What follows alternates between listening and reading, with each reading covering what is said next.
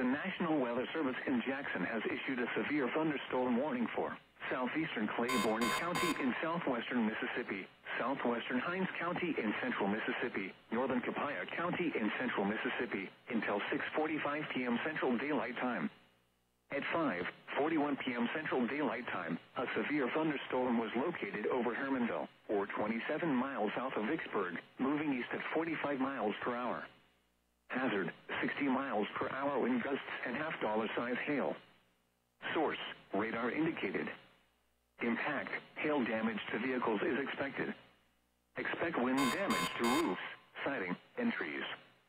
This severe thunderstorm will be near Carpenter around 5:55 p.m. Central Daylight Time.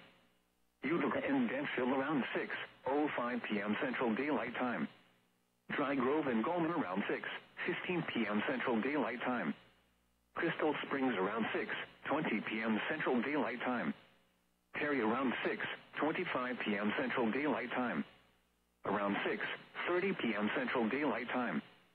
Other locations impacted by the severe thunderstorm include Learned.